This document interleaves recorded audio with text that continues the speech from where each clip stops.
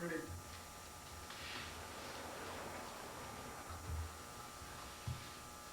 सामान्य स्तर से साधना में प्रवृत्त होकर धीरे धीरे किस प्रकार से मनुष्य परमात्मा के अविच्छिन्न अनुराग को प्राप्त करता है,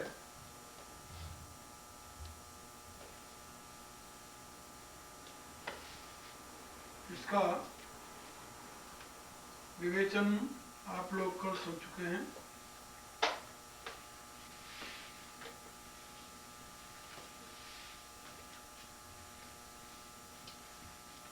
देवर्षि का पहला प्रश्न है कि इस क्रम में कस्तरत मायायाम, माया से कौन तरता है। इसके उत्तर में उन्होंने 11 साधन बताए।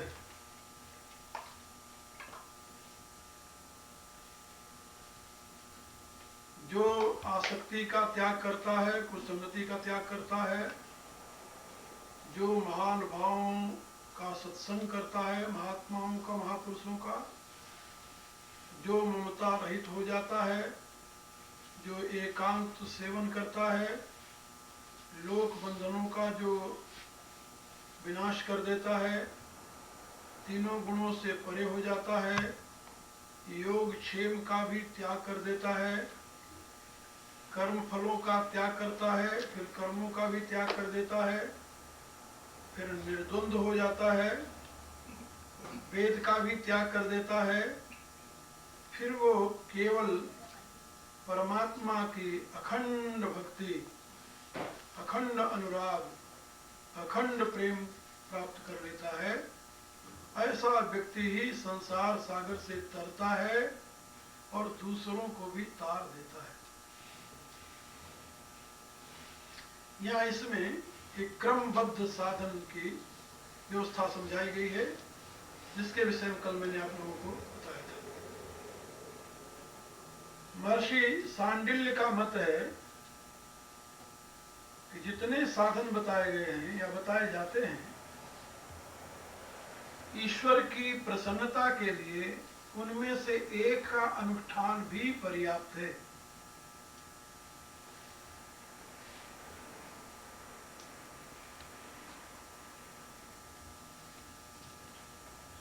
ईश्वर की प्रसन्नता के लिए ईश्वर तुष्टे एकोपि विशेष है। ईश्वर की तुष्टि के लिए एक साधन भी उनमें से पर्याप्त है, यदि दृढ़ निष्ठा के साथ अपना लिया जाए तो। और ये भी राय है कि यदि एक साधन को अपना लिया जाए तो बाकी साधन सब स्वयं ही आ जाते हैं, क्योंकि जितने साधन हैं सब एक दूसरे से नित्य संबंध रखते हैं। जैसे यो महानुभावं सेवते, अब एक महत्संग अपि दुर्लभो अगम्यो, और जिसके विषय पहले बताया था अमोघ, महापुरुषों का संग जो है यही दुर्लभ है, अगम्य है, किंतु अमोघ है। अब इतने साधनों में केवल एक ही साधन यदि अपना लिया जाए, सत्संगति का, सारे सद्गुण अपने आप आ जाएंगे। क्योंकि जैसे एक रानी मक्खी के पीछे सभी मधुमक्खियां स्वयं चलती हैं, ऐसे ही भगवत भाव से संबंधित एक सद्गुण को भी यदि अपना लिया जाए, प्रमुख बना लिया जाए, तो अन्य सारे के सारे सद्गुण उसके साथ साथ स्वयं आ जाते हैं। ये शास्त्र का कथन है। अब यहां पर संसार सागर से पार होने के लिए भक्ति से श्रेष्ठ और कोई दूसरा तत्व नहीं है, यह सिद्ध करते हुए देवर्षि नारद ने कहा, वेदान्यपि संन्यसति अविच्छिन्नानुरागम लभते। वेद का भी त्याग कर देता है वह साधक और अविच्छिन्न अनुराग प्राप्त करता है परमात्मा के साथ। अविच्छिन्न अनुराग माने तैल धारावत। तुलसीदास जी ने अपने रामायण में लिखा है, रिजत राम स्नेह निसोते। निसोते माने अखंड, सोता चलता है, जैसे स्प्रिंग देखा होगा, झरना देखा होगा, जैसे झरना चलता है उसमें ब्रेक नहीं आता, एक प्रवाह रूप में चल रहा है, ऐसे उसे निसोते कहते हैं। ऐसे जब अखंड प्रेम का प्रवाह प्रभु की तरफ बहता रहे तो प्रभु रिझ जाते हैं। रिझत राम स्नेह निसोते। और उसी बात के यहां पर गोस्वामी जी देवर्षि नारद ने कहा है, वेदान्यपि संन्यसति, वेद का भी वह त्याग कर देता है और अविच्छिन्नानुरागम लभते, अविच्छिन्न अनुराग को प्राप्त कर लेता है। वह अनुराग जो कभी छिन्न नहीं होता, ब्रेक नहीं आता जिसमें। अब पूछा गया कि जिस अनुराग को वो प्राप्त कर लेता है उसका स्वरूप क्या है? तो नारद जी ने कहा, अनिर्वचनीयम प्रेम स्वरूपम, का उस प्रेम का स्वरूप अनिर्वचनीय है, जिसका निर्वचन न हो। प्रेम का निर्वचन नहीं हो सकता, प्रेम की कोई विधि नहीं है, प्रेम का कोई विधान नहीं है। प्रेम का यही विधान है कि उसमें कोई विधान नहीं काम देता। क्या समझे? प्रेम का सबसे बड़ा यही विधान है कि उसमें कोई विधान काम नहीं करता, कोई नियम काम नहीं करता, कोई लॉ, कोई कानून काम नहीं करता। यहां प्रेम होता है। प्रेम में कोई बड़ा नहीं होता, कोई छोटा नहीं होता। वहां प्रेम प्रेमी और प्रेमास्पद का भेद नहीं रहता। यदि भेद रहेगा तो प्रेम नहीं होगा। एक प्रसंग आया भक्ति शास्त्र में कि भगवान कृष्ण की दोनों अत्यंत प्रिय प्रेयसी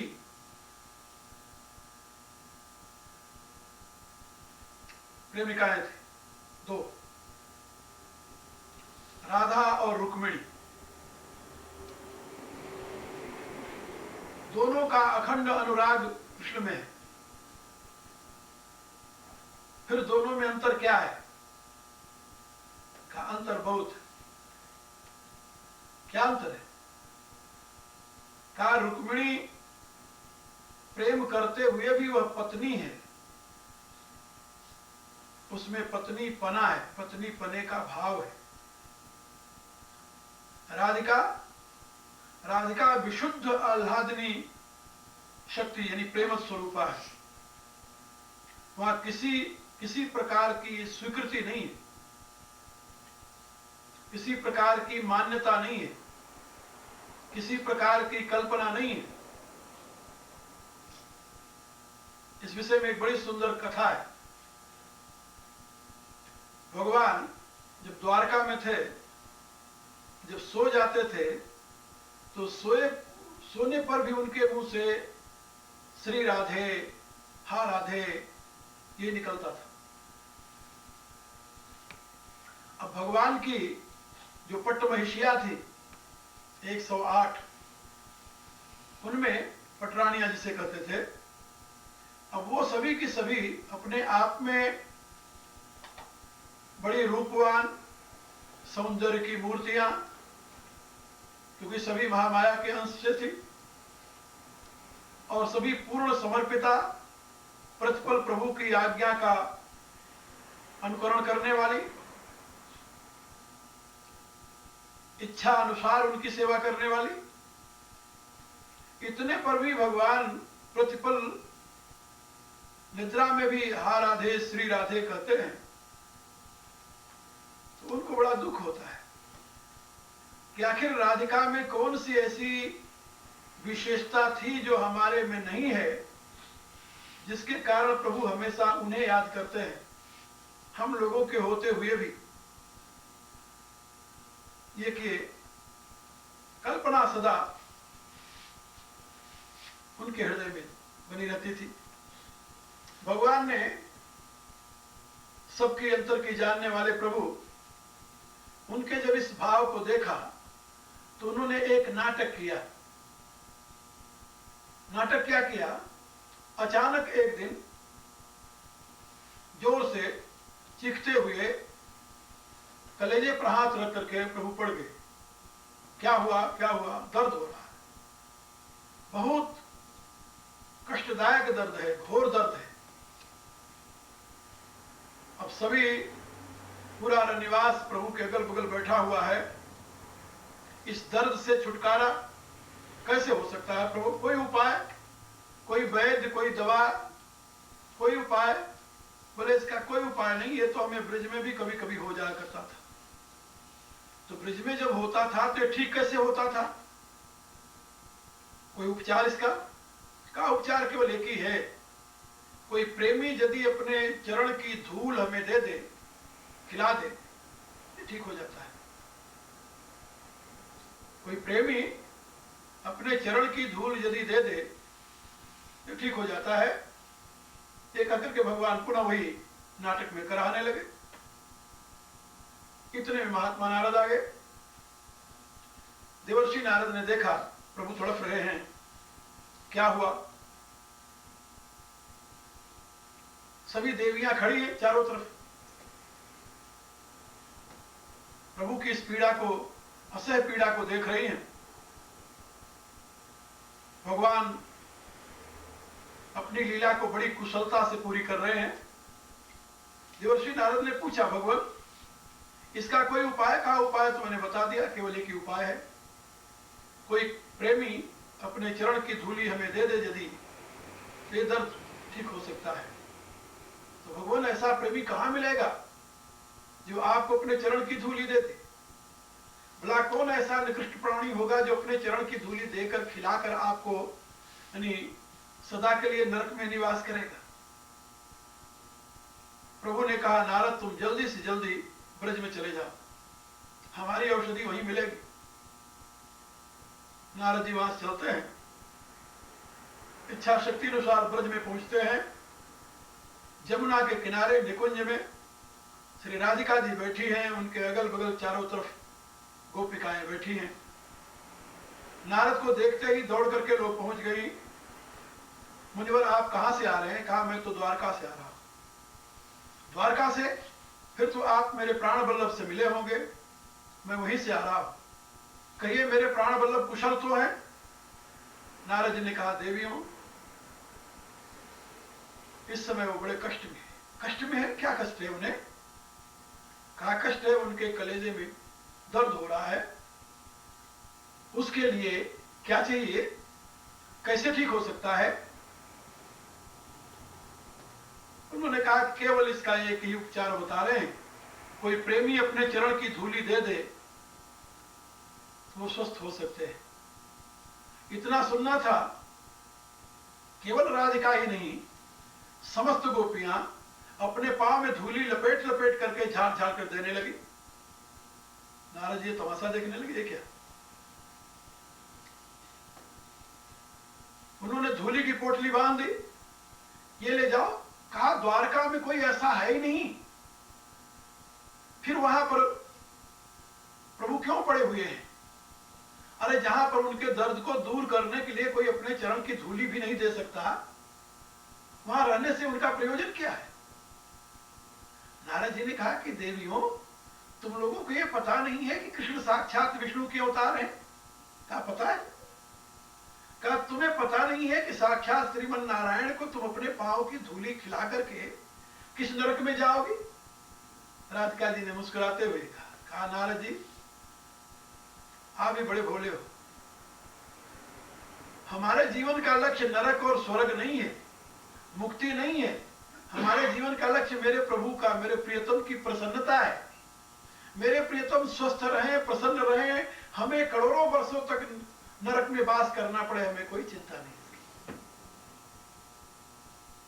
जब ये देखा तो नारद को ध्यान आया।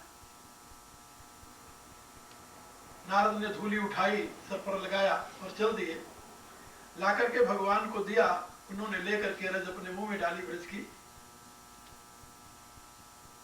नारद हैरान। भगवान ने फिर कहा उन पटरानियों को, कहा देवियों तुम लोग जिन गोपियों की रीस करती हो, जिन राधिका का नाम सुनकर के तुम्हें इतनी जलन होती है, पीड़ा होती है, तुम लोग भी तो यही खड़ी थी मेरी उस व्यथा को देखते हुए, लेकिन तुम लोगों ने अपने चरण की धूली मुझे इसलिए नहीं दी कि इसके परिणाम में तुम्हें नरक जाना पड़ता, यही ना? नारद जी ने कहा हाँ भगवान। कहा हाँ भगवान, क्या तुम भी तो मेरे भक्त थे, तुम भी तो एक प्रेमी थे, मेरी उस तड़पण को तुम भी देखते रहे, तुम्हारे में भी ये ध्यान नहीं आया कि तुम अपने पांव की धूली दे देते मुझे?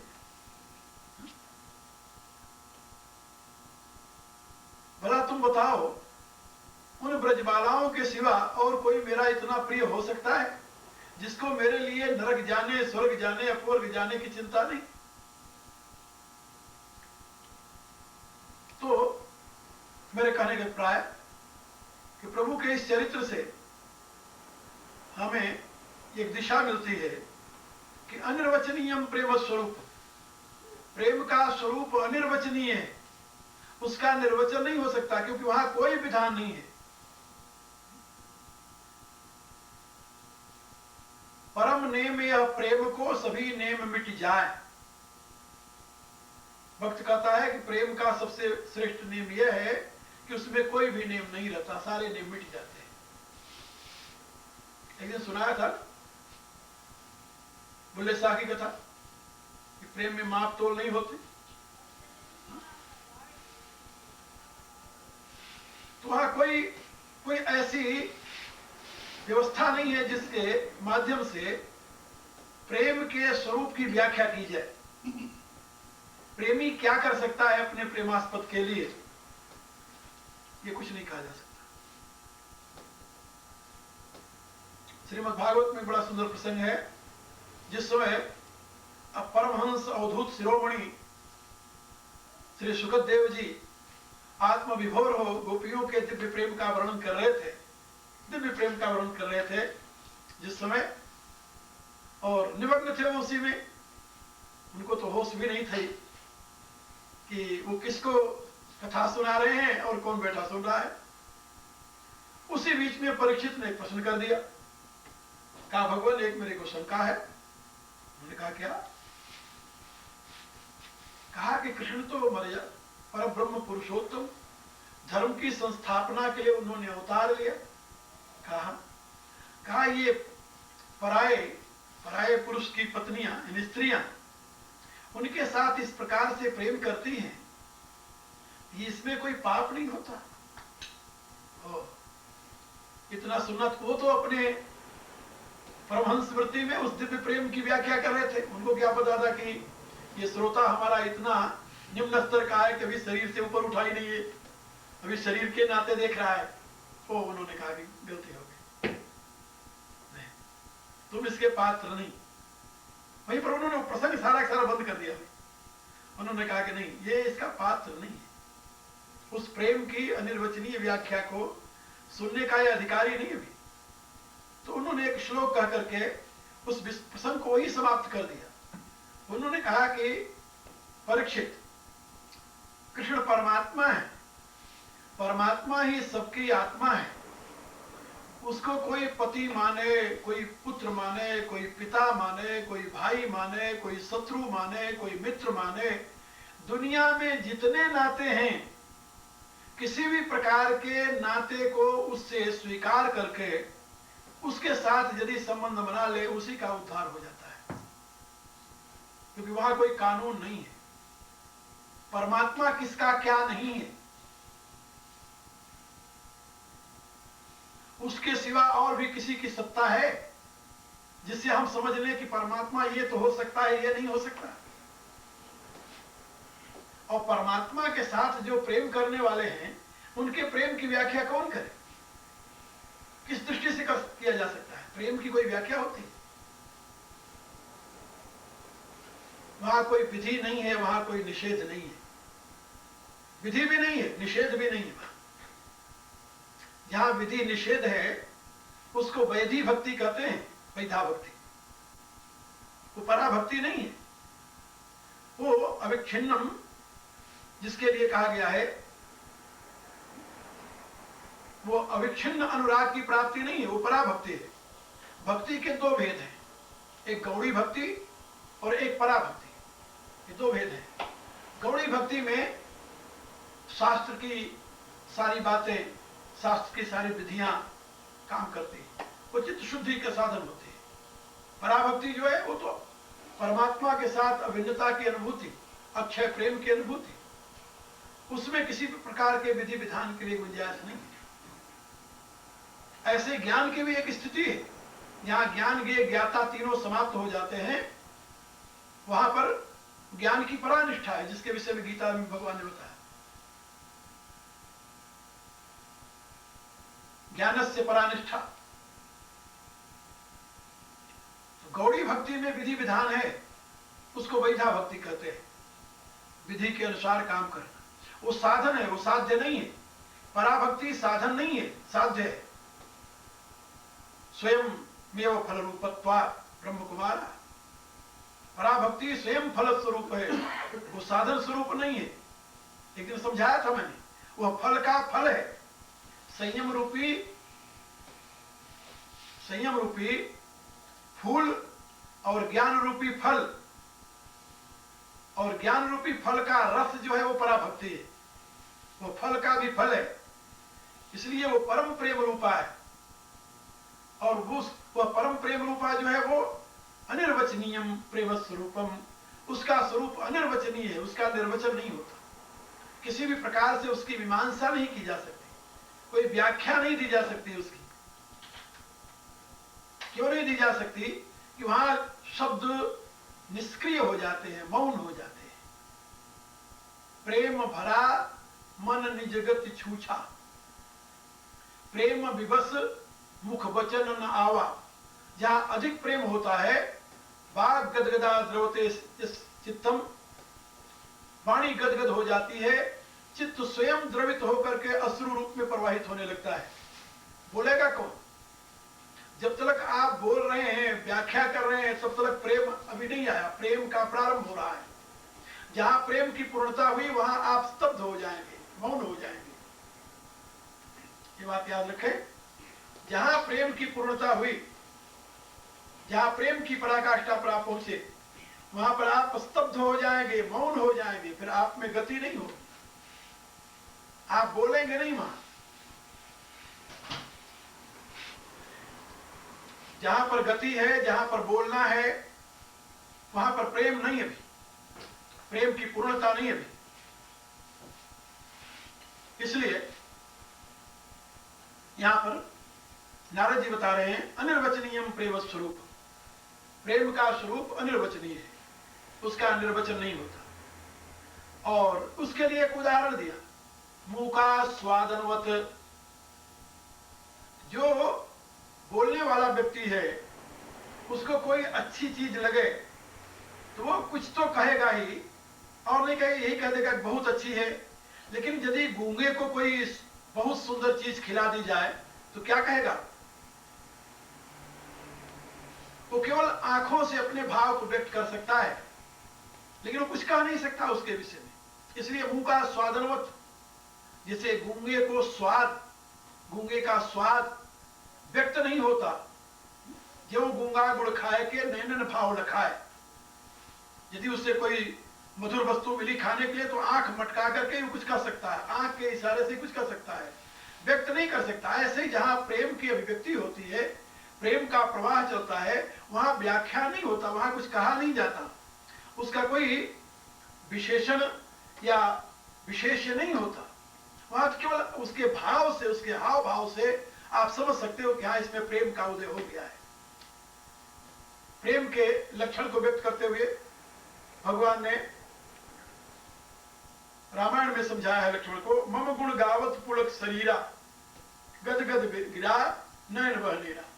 प्रभु के दिव्य स्वरूप का चिंतन करते करते वाणी गदगद हो जाए, नेत्रों से अश्रु बहने लगे, शरीर का होश ही न हो जाए। स्थिति आई प्रभु के नाम से, प्रभु के गुण से, प्रभु के चरित्र से, श्रवण मात्र से, प्रभु की महिमा का श्रवण करते करते हृदय भर जाए, प्रभु की किसी भी लीला का चिंतन करते करते हृदय भर जाए, ये जब स्थिति आ जाए तो समझ जाओ कि हाँ, अब प्रेम का उदय होने लगा है। ये प्रेम का लक्षण है। जहां प्रेम उदय होता है, जहां पर अपने प्रियतम के स्मरण मात्र से नेत्रों में अश्रु आ जाते हैं, वह प्रेम का लक्षण है, प्रेम का चिन्ह है। केवल प्रियतम का स्मरण ही नहीं, उनसे संबंधित किसी पदार्थ की यदि आभा पड़ जाए, पदार्थ की आभा, वही पदार्थ नहीं, ऐसे ही पदार्थ उनके पास है, उसके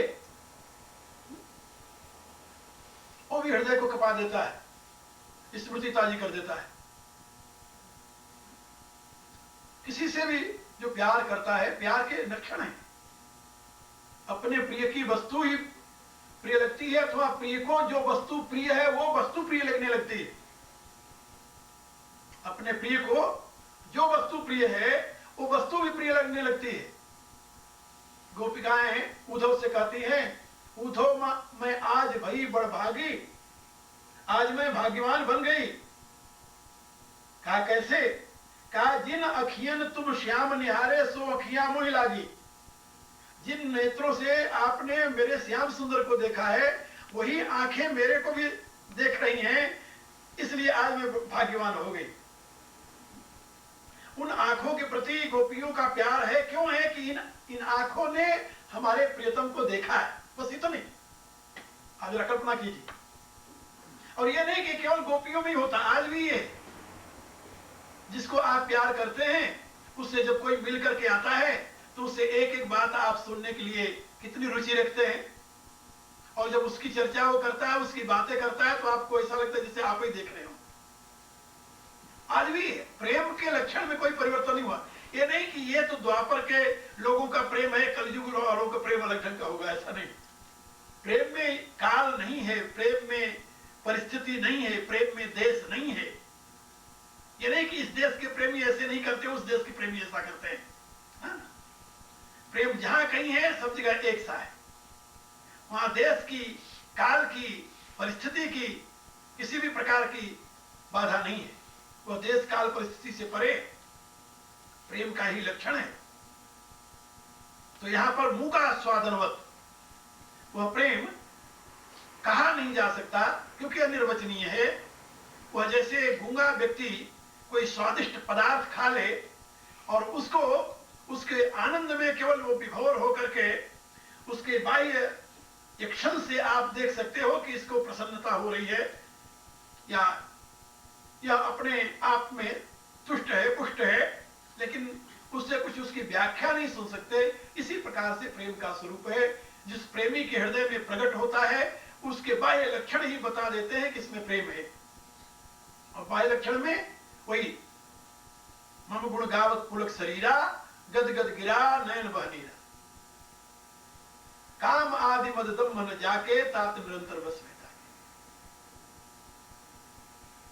तुलसीदास जी ने अपने दोहावली में लिखा है, हिय फाटो फूटो नयन जरव सुतन के ही काम, द्रवई स्रवई पुलक नहीं तुलसी निकसत राम। राइन जल भरी पूरी राम सुजस सुनि रावरो, तिन अखियन में धूरी भरी भरी मुठी झोंकिए। वो कहते हैं यदि राम नाम सुनते ही शरीर में पुलक नहीं आई, नेत्रों में आंसू नहीं आए, तो भक्ति कहां है भाई? इसलिए यहां पर बताया अनिर्वचनीयम प्रेम स्वरूपम मुंह का स्वादनवत। लेकिन इस प्रकार का जो प्रेम है, यह प्रेम इतना सरल नहीं है, इतना सरल नहीं है। एक दिन बताया था, एक महात्मा थे, वो कहते हुए चले जा रहे थे, राम नाम की लूट है, लूट सके सो लूट, अंतकाल पछताएगा जब प्राण जाएंगे छूट। एक महात्मा खड़े थे, उन्होंने उसके उत्तर में कहा, लूटने ऐसी जानिए सब कोई लेवे लूट, इतने डंडे पड़ते हैं हार जाते हैं टूट। इतना सस्ता लूट नहीं है, हर एक आदमी लूट लेगा। प्रेम इतना सरल वस्तु नहीं है जो हर एक व्यक्ति कर लेगा। प्रेम करना बड़ा कठिन है, क्योंकि जब निर्वासनिक जीवन हो जाए तब प्रेम होता है। प्रेम का उदय कब होता है? निर्वासनिक होने पर। निर्वासनिक माने सारी वासनाएं जब समाप्त हो जाएं, तब जीवन में प्रेम का उदय होता है। ये बात याद रखो। इसीलिए नारद जी आगे के सूत्र में कहते हैं, प्रकाशते क्वापि पात्रे, प्रकाशते क्वापि पात्रे, किसी एक पात्र में उसका प्रकाश होता है। रामायण में तुलसीदास जी ने लिखा, भगवान कहते हैं, कहूं कहूं वृष्टि सारदी थोरी, कोई एक पाव भगत जीव मोरी। और पार्वती ने तो एक लंबी लिस्ट ही गिना दी उत्तरकांड में। भगवान शंकर के सामने कहा, प्रभु आप कहते हो कि वो काग जी भगवान के अनन्य भक्त हैं,